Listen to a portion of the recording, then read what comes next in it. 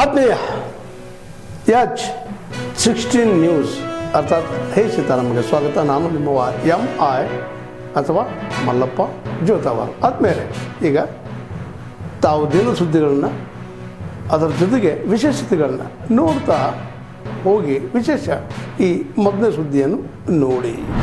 ಹೃದಯ ಭಾಗದಂತಹ ಚಿತ್ರದುರ್ಗದ ಜಿಲ್ಲಾ ತೋಟಗಾರಿಕೆ ಸಂಘದ ಆವರಣ ಮತ್ತು ವಿಜ್ಞಾನ ಕಾಲೇಜಿನ ಆವರಣವನ್ನು ಏನು ಮರಗಳನ್ನು ಕಡ್ಕೊಂಡು ಇವತ್ತು ಅನೇಕ ಕಟ್ಟಡಗಳನ್ನು ಹಾಗೂ ಜಿಲ್ಲಾಧಿಕಾರಿ ಕಚೇರಿಯನ್ನು ಕಟ್ಟೋದಕ್ಕೆ ಹೊರಟಿದ್ದಾರೆ. ಅದಕ್ಕೆ ಸಾರ್ವಜನಿಕರ ಪರವಾಗಿ ನಾವು ವಿರೋಧವನ್ನು ವ್ಯಕ್ತಪಡಿಸ್ತಾ ಇದ್ದೇವೆ.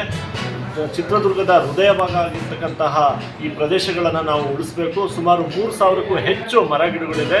ಆದರೆ ವರ್ಷ ಅನೇಕ ವಾಹನಗಳ ಸಂಖ್ಯೆ ಹೆಚ್ಚಾಗ್ತಾ ಇದೆ ನಗರ ಪ್ರದೇಶದಲ್ಲಿ. ಅದರ ತಾಪಮಾನ ಹೆಚ್ಚಾಗ್ತಾ ಇದೆ. ದಯಮಾಡಿ ಇಂಥ ಸಮಯದಲ್ಲಿ ನಾವು ಮರ ಗಿಡಗಳನ್ನು ಕಡಿದ್ರೆ ಭಾಳ ಅನಾಹುತವನ್ನು ಅನುಭವಿಸ್ತಾ ಇದೆ.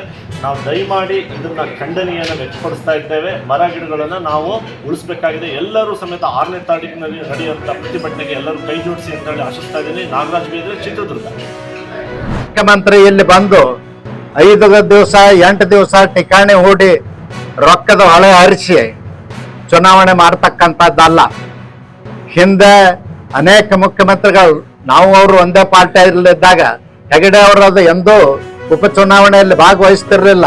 ಅದಕ್ಕೆ ಸಿದ್ದರಾಮಯ್ಯನವರು ಅವ್ರ ಗರಡಿಯಲ್ಲಿ ಬೆಳೆದಂಥವ್ರು, ಪಟೇಲ್ರ ಗರಡಿಯಲ್ಲಿ ಬೆಳೆದಂಥವ್ರು, ಅವ್ರಿಗೇನಾದ್ರೂ ಕಿಂಚತ್ತು ಮರ್ಯಾದೆ ಇದ್ರೆ ಈ ಉಪಚುನಾವಣೆಗೆ ಬಂದು ವಾರಗಟ್ಲೆ ಕೂತು ರೊಕ್ಕದ ಹೊಳೆ ಹರಿಸಿ, ಹೆಂಡದ ಹೊಳೆ ಹರಿಸಿ ಗೆಲ್ತಕ್ಕಂಥ ಪ್ರಯತ್ನ ಮಾಡೋದು ನಿಮಗೆ ಶೋಭೆ ತರುವುದಿಲ್ಲ.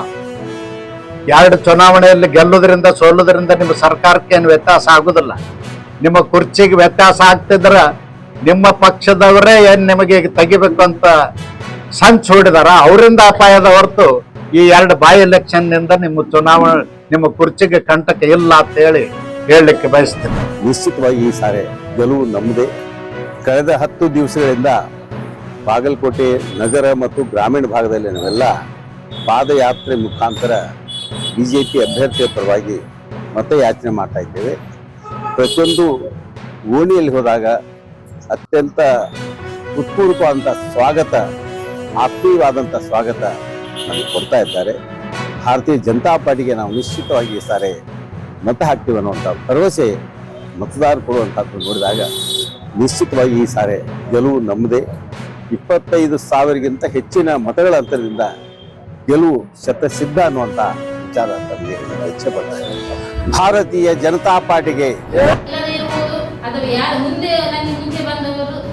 ಬಂದದ್ದು STP ಅವರು. ನಾಳೆ ಅವರು ಬಂದು ನಾನು ಹೋರಾಟಕ್ಕೆ ನಾನು ರೆಡಿ ಇದ್ದೇನೆ. ನನ್ನ ಮಗಳಿಗೆ ನ್ಯಾಯ ಸಿಗದೆ ನಾನು ಬಿಡುವುದೇ ಇಲ್ಲ. ನಾನು ಇಷ್ಟುವರೆಗೆ ನಮ್ಮ ನಂಜುಂಡಿ ಅವರು ಹೇಳಿದನ್ನು ಕೇಳ್ಕೊಂಡು ಕೂತಿದ್ದೇನೆ. ಇಲ್ಲಿ ಸರ್ ನನಗೆ ನ್ಯಾಯ ಕೊಡಿಸ್ತಾರೆ ಅಂತ ಅದೇ ಇದರಲ್ಲಿ ಇದ್ದೇನೆ.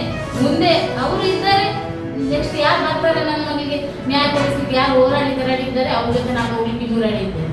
ಇಷ್ಟುವರೆಗೆ ನಾವು 10ನೇ ತಿಂಗಳು ಮಗುವಿಗೆ ಇಲ್ಲಿ ಅನ್ಯಾಯ ಯಾರು ಕೇಳೋರು ಯಾರು ಇಲ್ಲ. ಈಗ ಅಲ್ಲಿ ತನಕ ಮುಟ್ಟಿದ್ದೇವೆ. ಮುಂದೆ ಹೋರಾಟದ ಲೆಕ್ಕದಲ್ಲಿ ಇಷ್ಟುವರೆಗೆ ನನ್ನ ಮಗಳಿಗೆ ನ್ಯಾಯ ಸಿಗ್ಬೇಕಿತ್ತು, ಇನ್ನೂ ಸಿಕ್ಕಿಲ್ಲ ಮಗುವಿಗೆ. ನಾವು ಮನೆಯಲ್ಲಿ ನಾವು ಬರ್ತಾ ಇದ್ದೇವೆ. ಆ ಮಗುವನ್ನು ಮಗು ಸಾಕಿಗೆ ನಮಗೆ ದೊಡ್ಡದೇನಲ್ಲ, ಮಗು ಕೃಷ್ಣಂದಲ್ವಾ. ಕೋರ್ಟಲ್ಲಿ ಇದೆ, ಓಕೆ, ನಮ್ಗೆ ಅರ್ಥ ಆಗುತ್ತೆ. ಕೋರ್ಟ್ ಕಾನೂನು ಅದಕ್ಕೆ ನಾವೇನು ಅಡ್ಡಿ ಮಾಡಲಿಲ್ಲ. ತಾವೆಲ್ಲ ಇಲ್ಲಿವರೆಗೆ ಸುದ್ದಿಗಳನ್ನು ನೋಡಿದಿರಿ, ಜೊತೆಗೆ ವಿಶೇಷ ಘಟನೆಗಳನ್ನು ಸಹ ನೋಡಿದಿರಿ. ಅದು ನಿಮ್ಗೇನು ಅನ್ನಿಸ್ತು? ನಿಮ್ಮ ಲೈಕ್ ಮಾಡಿರಿ, ಶೇರ್ ಮಾಡಿರಿ, ಕಾಮೆಂಟ್ ಮಾಡಿರಿ, ಜೊತೆಗೆ ಸಬ್ಸ್ಕ್ರೈಬ್ ಮಾಡಿಸ್ಬೇಡ್ರಿ. H16 ನ್ಯೂಸ್ ಅರ್ಥಾತ್ ಸೀತಾರಾಮಯ್ಯ ಸತ್ಯದ ಕೈಗನ್ನಡಿ ವಂದನೆಗಳು.